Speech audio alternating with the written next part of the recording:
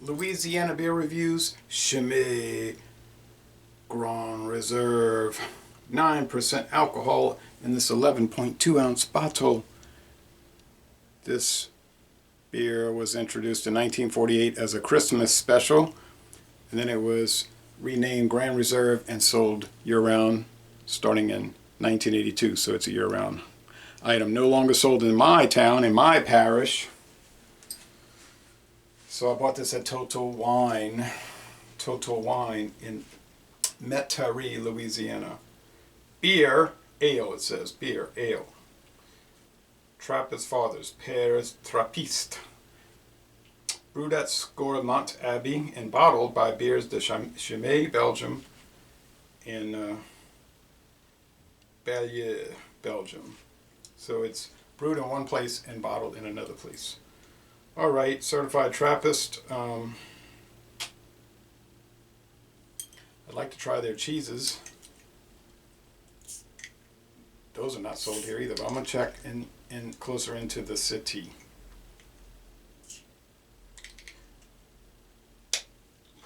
I don't have a Chimay glass, but I do have a Trappist glass, this West Lateran 12 chalice, which I bought in 2012.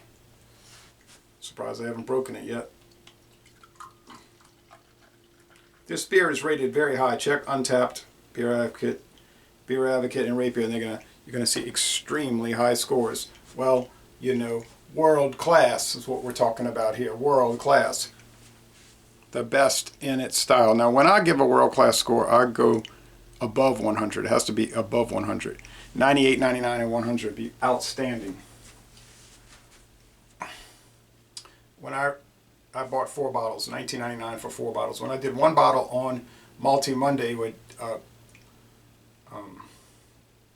Bumpy Road Brewing, his show, I gave it 100.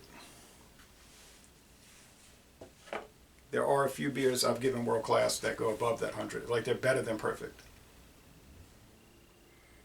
The appearance is brown. A murky Mississippi River dirt, mud brown, or like a dark raisin brown. You can see that.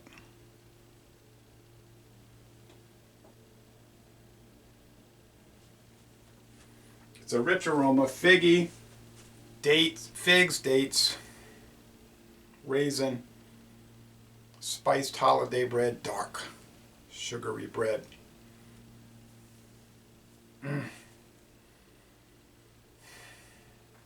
Dark brown bread crust.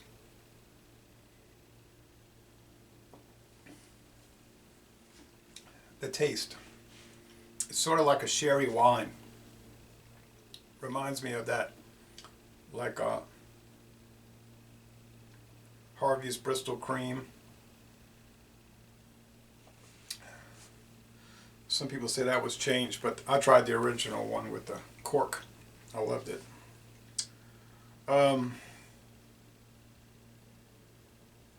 Very prickly, fierce carbonation. So tiny, tiny bubbles, prickly carbonation.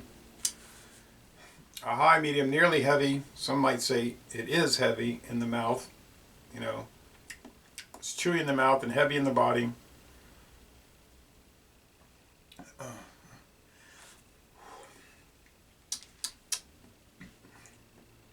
The finish is drier than you would think, though. You'd think all this sweetness, it would be a sugary finish. But it's, like even they say on the website, it's a drier finish than you would expect for this style. I agree with that.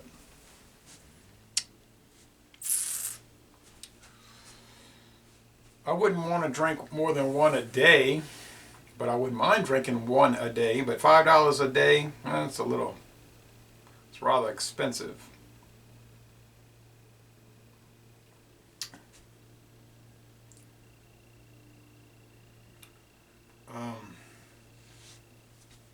Not much head of foam, not much lacing.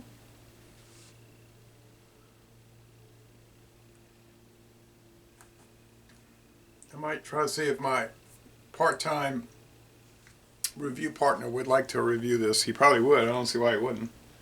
I'm going to see if my neighbor across the street would be interested in trying it. She's real finicky though, like on those last 2 bottles. My friend David try one, and then my neighbor across the street try the last one.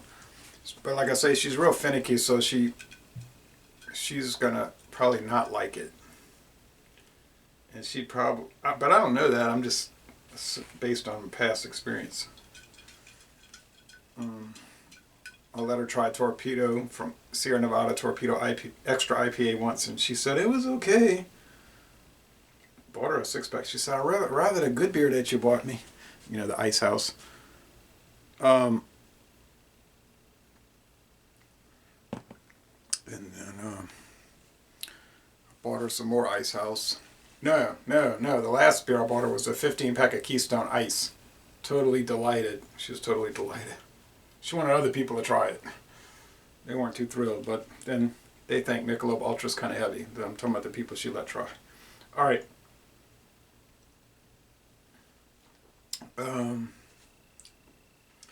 The Swish and Pour it added a little richness, I guess. It didn't change the taste, but maybe a little richer, yeah.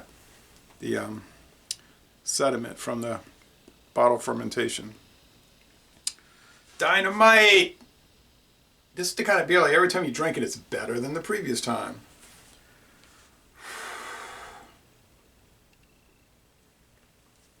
Now you might say, they cheat, they add candy sugar, adjuncts. Well, I mean, I don't know if they're cheating. It depends on what perspective you're using to look at it, to examine it.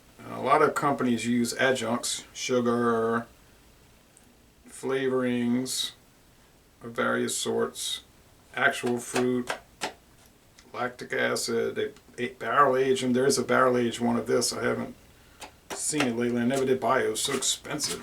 But so that's not really cheating. That's just what people do with beer. Everybody is not a stickler to the Reinheitsgebot. Everybody's not German. Okay. Let's see. One more sip, and then I'm going to give it a score.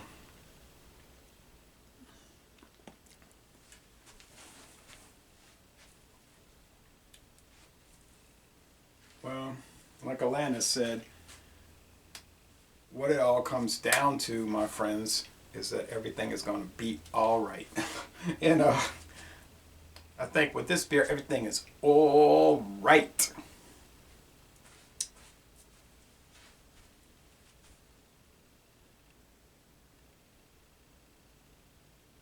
I'm still going to stick with 100. I'm not going to tip over into world class, and I might have said world class in the past. My palate has evolved.